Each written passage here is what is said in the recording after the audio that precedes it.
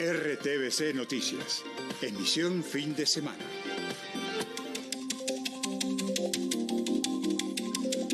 Mucha atención porque hace pocos minutos el presidente Gustavo Petro publicó la lista de las 48 regiones del país en las que serán adelantados en los próximos días los diálogos regionales vinculantes. Luisa Barberi, buenas noches. ¿Qué se busca con estos acercamientos?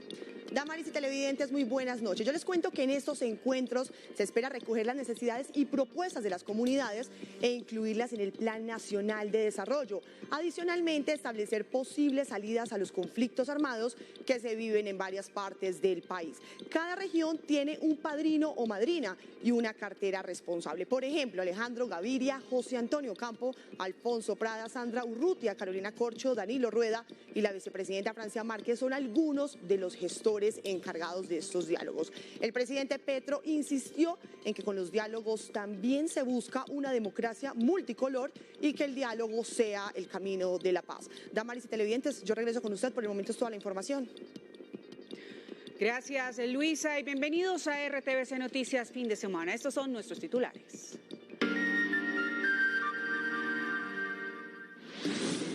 Absurdo acto de intolerancia ocasionó masacre en Landazuri, Santander, y dejó 9 muertos. 4 integrantes de una familia fueron asesinados, al parecer por deuda de dinero. Los 5 agresores fueron abatidos. Nuevo cuerpo abandonado en Bogotá. Fue encontrado en alcantarilla. Sería el de un hombre reportado como desaparecido hace 3 meses. 6 ciclistas atropellados en Copacabana, Antioquia.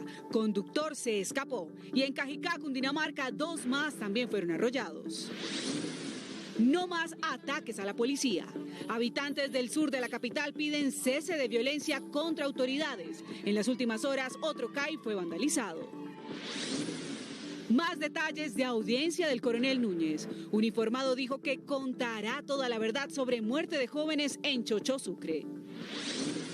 Subirá la tarifa de la gasolina. Presidente Petro dice que es necesario por déficit del Fondo de Estabilización de Precios. Anuncio generó rechazos. Restos de la reina Isabel II llegaron a Edimburgo. Sus nietos y las esposas acompañan homenajes a la monarca. Conmemoración de 21 años del ataque a Torres Gemelas. Presidente Biden rindió homenaje a víctimas en el Pentágono. Se acabaron los invictos, Millonarios y América perdieron y el Junior reencaucha a Comesaña por 10ª vez. Detalles en nuestra sección deportiva.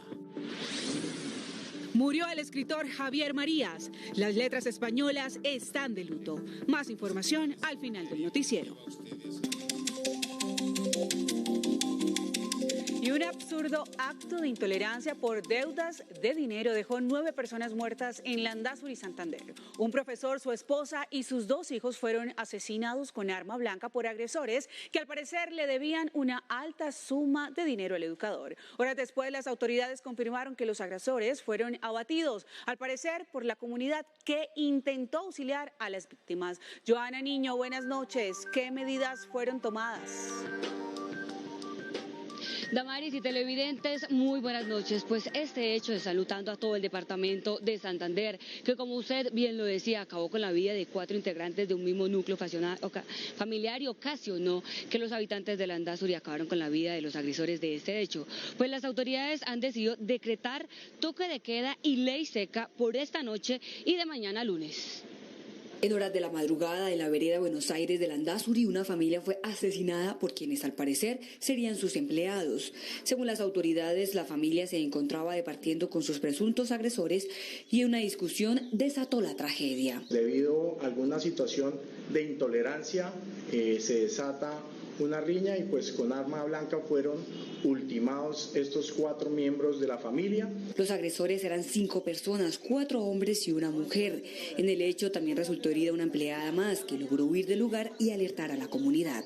Intentaron capturar o perseguir a los presuntos responsables de este hecho y pues aún nos encontramos en materia de investigación. En el enfrentamiento entre la comunidad y los agresores, 2 de ellos fueron ultimados. Los otros 3 emprendieron la huida. En horas de la tarde, la comunidad logró ubicarlos, atacándolos y finalizando con sus vidas. Por orden de la Fiscalía General de la Nación, la alcaldía de Landazuri decretó el toque de queda y ley seca durante el domingo y lunes. Impresionante, pero Joana, el orden público en el departamento tiene en alerta a los santanderianos. En las últimas horas fue asesinado un líder social. ¿Qué dicen las autoridades? Pues Damaris, el hombre era conocido como Cibares Lamprea, era un líder social de la Unión Sindical Obrera que fue asesinado tras recibir varios impactos de bala en el Parque Camilo Torres. Este está ubicado en el centro del distrito. Pues las autoridades, tras realizar un consejo de seguridad en horas de la tarde, manifestaron que van a entregar una recompensa de hasta 50 millones de pesos por quien pueda dar información que dé con el paradero de los autores de este hecho. Tras la realización del Consejo de Seguridad, el alcalde de Barrancabermeja, Alfonso Erhach, le solicitó a las autoridades pronta respuesta. Le pido a todas las autoridades de investigación y judicialización que pongan toda su capacidad operativa y los resultados inmediatos llegarán para que esto no vuelva a ocurrir en Barrancabermeja. Por su parte, la policía del Magdalena Medio anunció que ha conformado un equipo especializado para poder esclarecer los hechos. Por disposición del Comando de Departamento de Policía Magdalena Medio se ha conformado un grupo especializado de investigaciones de la Seccional de Investigación Criminal. Las cifras son alarmantes, pues en los últimos 2 meses han muerto 2 líderes sociales y varios dirigentes de diferentes municipios del Magdalena Medio santandereano han reportado amenazas, incluyendo al alcalde de Puerto Wilches. Y miren eso, en el sur de Bogotá un nuevo cuerpo fue encontrado dentro de una alcantarilla. Las autoridades aseguraron que estaba en alto estado de descomposición. Esta es la imagen que llamó la atención de los habitantes de Andalucía. Un olor fétido alertó a las autoridades. Yo venía para la iglesia que queda acá al pie y pues yo ir, pero no sabía que realmente qué era lo que habían encontrado. Estaba el cuerpo de bomberos. Asegura la comunidad de este sector, el barrio de Andalucía, aquí en la localidad de Kennedy, que este cuerpo sin vida, encontrado justo aquí, en esta alcantarilla de la empresa de teléfonos de Bogotá, llevaba más de un mes. Tuvo que ser necesaria la presencia del cuerpo oficial de bomberos para sacar el cadáver. Yo creo que esos son ajustes de cuentas porque a ellos les gustaba fumar mucha hierba. Pero no es que los de esos de Tren de Aragua no es como embolsan la gente y la matan y las dejan en las alcantarillas y las dejan por ahí botadas en bolsas. Eso es berraco. Por ahora, según información oficial, la víctima es un hombre de aproximadamente 25 años de edad que habría sido reportado como desaparecido hace 3 meses. Y un grave acto de intolerancia ocurrió en Copacabana, Antioquia. En video quedó registrado el momento en el que el conductor de un vehículo atropella a varios ciclistas y huye. Wilson Cartagena, periodista de Radio Nacional de Colombia, tiene más detalles. 5 lesionados es el resultado de un accidente de tránsito ocurrido en la autopista norte a la altura del municipio de Girardota, Antioquia, donde un conductor de un vehículo particular atropelló a 5 ciclistas y huyó del lugar. Inmediatamente se conoce el hecho, la Policía Nacional y la Dirección de Tránsito y Transporte se desplaza al lugar, dando con el vehículo para ser dejado a disposición de la Fiscalía como elemento material de probatorio en la investigación. Invitamos a toda la comunidad que si tiene algún otro tipo de información se comunique con el 123 de la Policía Nacional. Los heridos fueron trasladados a la Clínica Santa Margarita de Copacabana y al Hospital San Rafael en Girardota. De los 5, 2 presentan heridas de gravedad. Radio Nacional de Colombia y RTVC Noticias, conectados 24/7. Y la historia se repite en Cajicá, Cundinamarca, donde 2 ciclistas y un motociclista fueron arrollados por el conductor de un vehículo particular de color gris que también se fugó. Los hechos sucedieron hacia las 6 de la mañana en la vía que conduce a Ubaté. Las autoridades de tránsito realizan la trazabilidad de cámaras de seguridad para ubicar el automotor y el conductor imprudente. Las 3 personas atropelladas se recuperan en un centro asistencial de Cajicá. En las últimas 24 horas, 2 policías fueron asesinados. El ataque más reciente ocurrió en Coloso, Sucre. Juan Carlos Giraldo, buenas noches. ¿Qué se conoce del atentado? Damaris, televidentes, muy buenas noches. Pues las autoridades investigan una hipótesis que cobra mucha fuerza y es que este integrante de la policía habría sido víctima de una trampa, pues llamaron a la estación reportando una emergencia para que precisamente este uniformado se dirigiera a atenderla y allí ser víctima de sicariato. Él es el joven policía Francisco Javier Ramos Aljure, quien perdió la vida cuando una persona desconocida le disparó por la espalda en medio de una pelea. El funcionario atendió el llamado de emergencia en un establecimiento de bebidas en el que fue reportada una pelea, razón por la cual el policía se dirigió al lugar. De acuerdo con los testigos, el policía intentó resolver el conflicto entre dos hombres que discutían en el establecimiento. Minutos después, en la parte exterior iniciaron la pelea, momento en el que una persona ajena a los hechos se acercó y sin mediar palabra le disparó. En Roldanillo, Valle del Cauca, fue realizada una velatón en honor al intendente Fernando Rodríguez, quien fue asesinado cuando realizaba una requisa. El uniformado fue sorprendido por varios hombres que en medio del procedimiento le dispararon. En la reacción de los policías también perdió la vida uno de los presuntos agresores, quien al parecer portaba un arma de fuego tipo revólver. Luego de recibir un impacto de bala fue trasladado a un centro asistencial. Sin embargo, por la gravedad de las heridas, perdió la vida. Y a esta hora, en una velatón, habitantes de Bosa, en el sur de Bogotá, están pidiendo que cesen los ataques contra la fuerza pública. Ayer en la noche, el CAI del barrio Brasilia fue atacado por encapuchados con bombas Molotov. Edwin Sá, buenas noches. ¿Qué medidas han sido tomadas? Hola, ¿qué tal, Damaris? Muy buenas noches para usted, para todos los televidentes. En materia de seguridad, refuerzo por parte de uniformados, pero también los grupos de seguridad ciudadana muy molestos por ese acto, teniendo en cuenta que precisamente se realizaba otra velatón en este mismo lugar, el CAI Brasilia, rechazando esos hechos de violencia. La SIJIN, por su parte, está realizando otra trazabilidad de videos de cámaras de seguridad para tratar de identificar a estos agresores encapuchados que lanzaron bombas Molotov y, sin embargo, pues sin importar que estaban menores de edad y también adultos mayores en esa actividad lúdica por parte de la policía y la comunidad. En el siguiente informe les contamos todo lo que se desarrolló anoche en esta parte del sur de Bogotá. Lo que era una jornada para rechazar hechos violentos. Y apoyamos 100% a nuestra Policía Nacional. Por poco termina en tragedia.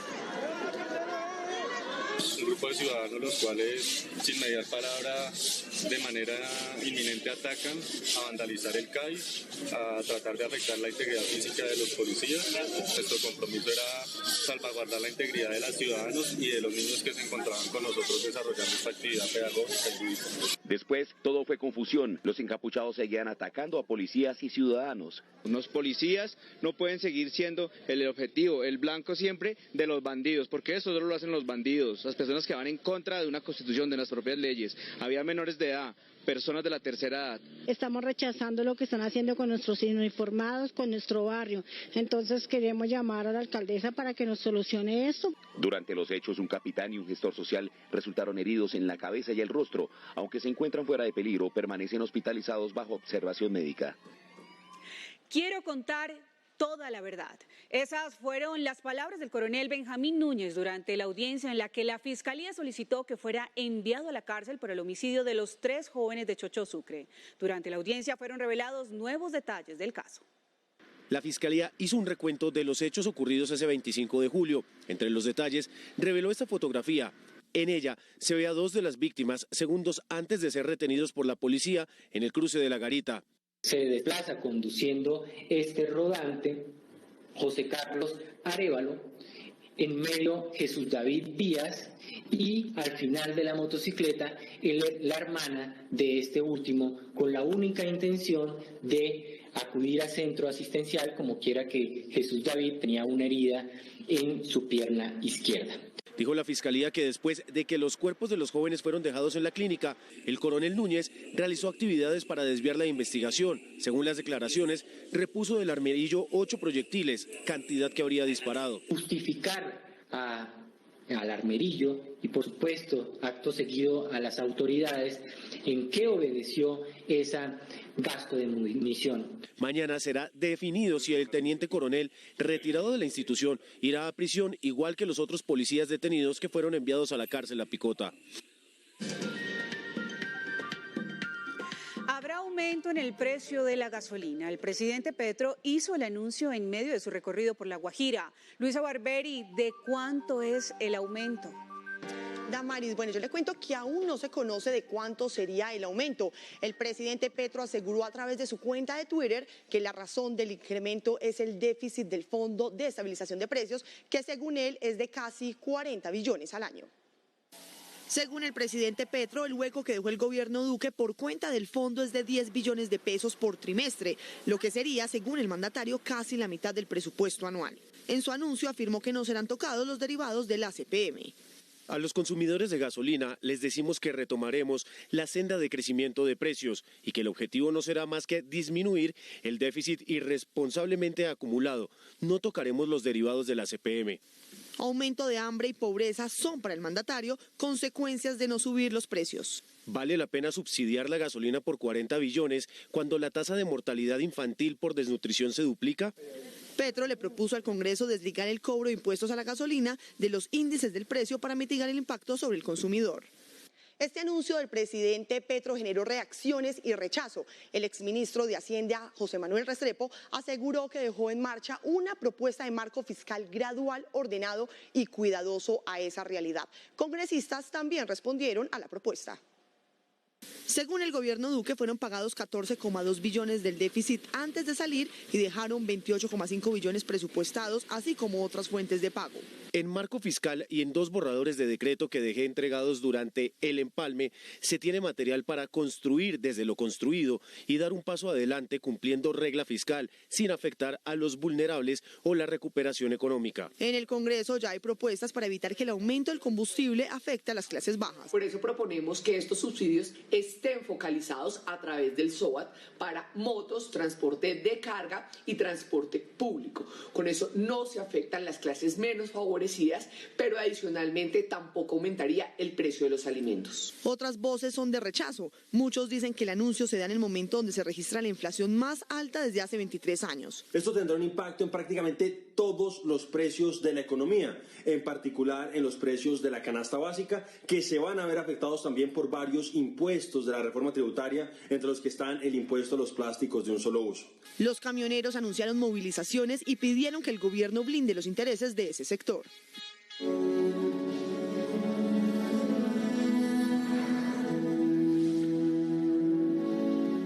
De Balmoral a Edimburgo, los escoceses fueron los primeros en acompañar el último viaje de Isabel II. Antes de llegar a la capital escocesa, el cortejo fúnebre pasó por lugares cargados de historia para la familia Windsor. Acá algunos detalles del extenso recorrido. Es Isabel, la Isabel de los ingleses, y su último viaje. Acompañada de su pueblo, emprendió el recorrido que desde su amado castillo, en las altas tierras de Escocia, donde alcanza el señorío de su reino, la va enrutando hacia Londres. 7 vehículos, con ella al frente y cubierta con su bandera desde Balmoral, avanzaron 6 horas, los 300 kilómetros que la separaban del Palacio de Holyrood House en Edimburgo. Creo que la gente de Edimburgo estuvo a la altura de las circunstancias y dio la despedida que se merece. Creo que ella miraría hacia abajo orgullosa de su gente. Aberdeenshire, Aberdeen, Ballater, Angus y Tayside fueron pausas, escalas del cortejo fúnebre por campiñas escocesas, puentes, calles, carreteras. Omnipresente fue el sentimiento y uniforme los gestos hacia su reina. Fue muy conmovedor, es la única reina que hemos conocido y creo que hoy se demostró cuánto respeto le tenía el país. Un abrazo escocés. Una corte real recibió a su reina en Edimburgo para su estancia en el seno del palacio, donde será velada unas horas por la Compañía Real de Arqueros, para luego, en procesión, alcanzar la Catedral de St. Giles, previo a su partida en avión a Londres, al palacio que está a la espera de su más larga inquilina. Y es que la familia real británica es para los ingleses un símbolo nacional. De ahí que con el deceso de la reina Isabel II se redoble la atención sobre los miembros que la conforman. La relación de Guillermo, ahora príncipe de Gales, su hermano y sus esposas acaparan titulares. Es un reino unido en plena asimilación de cambios y unido por la expectativa de lo que vendrá. Esperemos que puedan dejar las cosas en paz, reconciliarse y ser una familia feliz nuevamente, volver a estar juntos. Creo que a la reina le hubiera encantado. La partida de su reina empata con el ascenso de un rey que vieron crecer, con un nuevo heredero al trono y esta fotografía, la promesa de una corona con aliento futuro. El adiós a Isabel II por momentos cede protagonismo a estos detalles como 2 hermanos venciendo especulaciones de enemistad. Simboliza la esperanza de que Harry y William puedan seguir adelante, porque estoy segura que si la reina querría una cosa, es paz entre la familia. Tal importancia a lo que ocurre al interior de esta familia, la que millones sienten como propia, propia demuestra el lugar de los Windsor como objeto de cohesión a la nación. Se mantienen unidos y están uniendo al país. Incluso en momentos tristes muestran cuánto la amaban. El legado de Isabel a su pueblo son ellos, cuyas vidas representan la de la corona. Más noticias de las regiones. En Tumaco, Nariño, los actos violentos no paran. En el casco urbano, sujetos armados dispararon en un establecimiento público. Una persona murió y 8 resultaron heridas. Diego Burgos, periodista de Radio Nacional, nos tiene el reporte. En el departamento de Nariño se registró un nuevo hecho violento. En esa oportunidad en el municipio de Tumaco, donde 8 personas resultaron heridas y una persona falleció cuando hombres armados ingresaron a un establecimiento nocturno. Las autoridades han dado a conocer que al parecer una estructura criminal que delinque en la costa pacífica nariñense sería responsable de este hecho. La información recolectada nos permite indicar que este hecho se atribuye a integrantes del grupo armado organizado Residual Uría Rondón, quienes efectuaron este ataque armado contra una de las personas que se encontraba en el lugar. Está programado un consejo extraordinario de seguridad para analizar esta situación. Sin embargo, las autoridades han dado a conocer que durante este año ha existido una disminución del 53% en homicidios en Tumaco. Radio Nacional de Colombia y RTVC Noticias, conectados 24/7. Y en Cali aseguran que la ermita, el templo católico más importante de la ciudad, se está cayendo a pedazos. Y también dicen que arreglarla cuesta, en palabras textuales, una millonada. Alejandro Muñoz, buenas noches. ¿Qué dice la comunidad sobre este tema? Damaris, televidentes, buenas noches. Pues hay preocupación en los caleños porque es un ícono de la ciudad. Solo repararla cuesta 2.000 millones de pesos. En este momento no tienen el dinero. Con un fondo buscan recaudarlo en 3 fases. Primero, documentar el valor histórico de por qué es importante en el nivel social, político y religioso la ermita. La segunda fase será ya los diseños, que mostrará cómo será intervenida. Y la tercera será el proceso de financiación cuando se ejecute su reestructuración.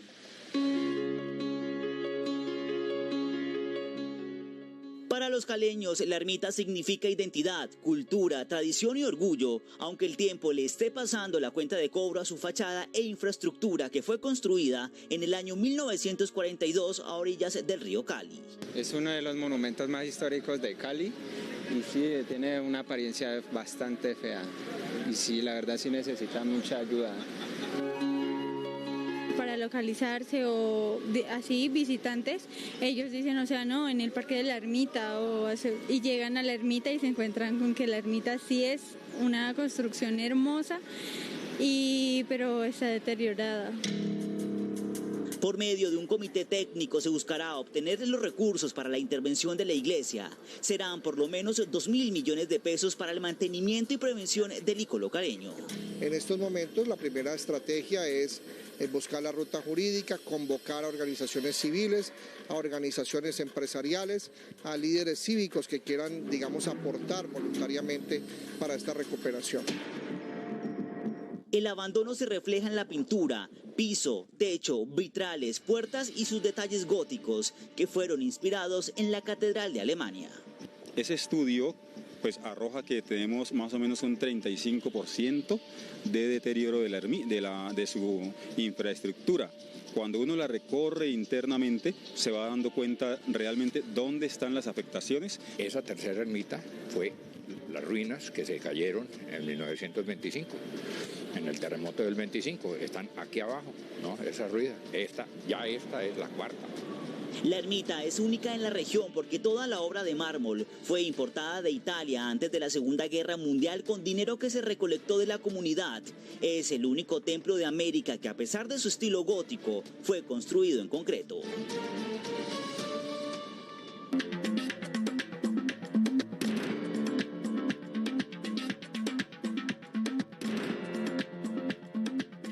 y 24 noticias del mundo en RTVC Noticias. El contraataque que Ucrania comenzó en los últimos días de agosto para recobrar territorios ocupados por tropas rusas ha conseguido resultados exitosos. Sería el primer viaje a favor de Kiev en la guerra dictada por el Kremlin.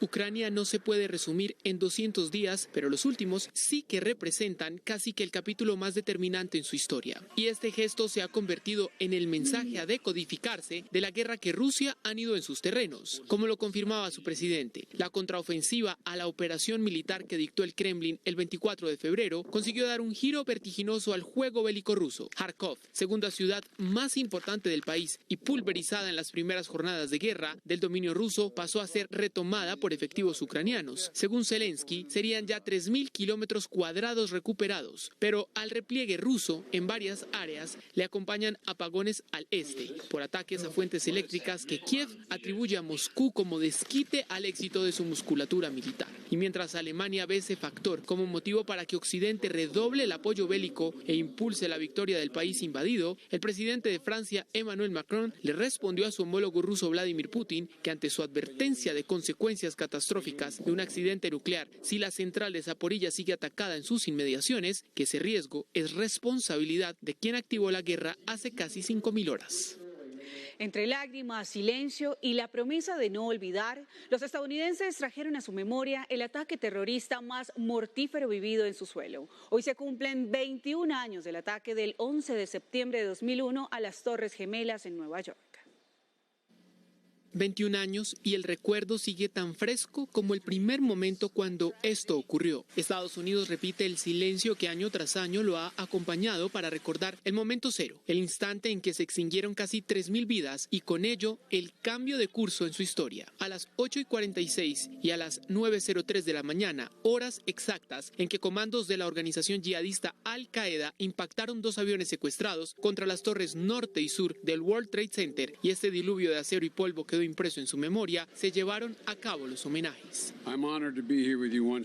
Estoy honrado de estar aquí con ustedes una vez más para compartir este solemne derecho de remembranza y reflejarnos en toda la pérdida entre el fuego y las cenizas de esa terrible mañana de septiembre. El presidente Biden participó de las muestras de respeto en el Pentágono, contra el cual también se estrelló un avión, y compartió un mensaje enviado el 11 de septiembre de 2001 por la reina Isabel II, fallecida 3 días atrás. Desde el eje de recuerdo que fuera, la promesa de no olvidar fue unívoca.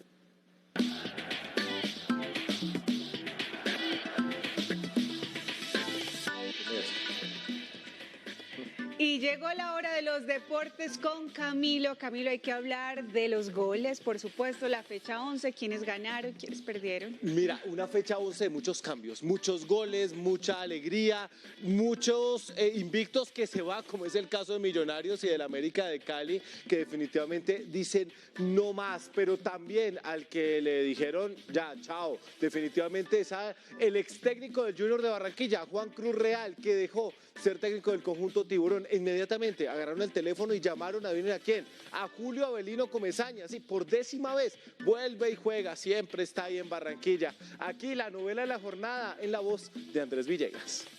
Medellín está en el camino de franca recuperación. Le ganó 2-0 al América con 2 tantos de Diver Cambindo. Aquí el primero tras el pase de Jordi Monroy.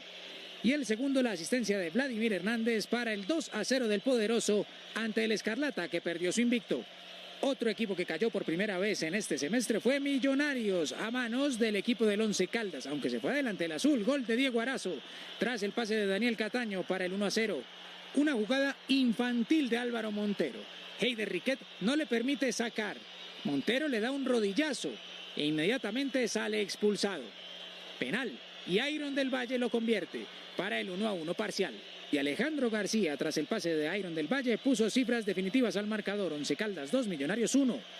Independiente Santa Fe se ratifica dentro de los 8 con su victoria 2-1 ante el Deportivo Pasto. Se fue adelante en el marcador con tanto de Wilson Morelo. El empate fue de Facundo Bonet.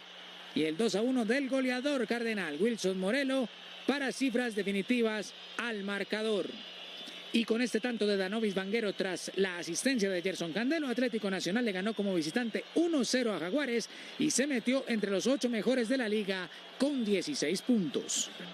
Dejemos el fútbol y montémonos en la bicicleta del ganador, de Juan Sebastián Molano, de Paipa, Boyacá. Voló definitivamente para adjudicarse esta última etapa de la Vuelta a España. Fue un sprint de película. ¿Qué hizo el boyacense acá? Cuando todos estábamos atentos, ¿qué iba a suceder en esta etapa de la Vuelta a España? Una de las 3 últimas grandes. Fueron 200 metros que le dieron el chance de conseguir la victoria, la segunda para Colombia. La primera ha sido de Rigoberto Urán. En esta edición ya sabemos que Renko Evenepoel fue el campeón y Superman López quedó cuarto y Rigo terminó en el puesto número 9. Gran actuación de los nuestros en la Vuelta a España. Pasamos la página, nos vamos al voleibol. También buena actuación de la Selección Colombia Femenina en este deporte. En su segunda salida en el torneo preparatorio al Mundial que se juega en Belfort, Francia.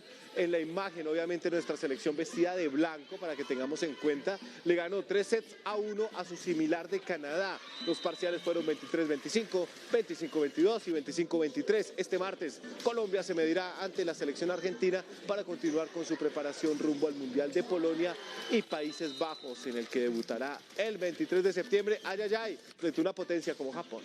Hasta acá los deportes, vamos con Damaris.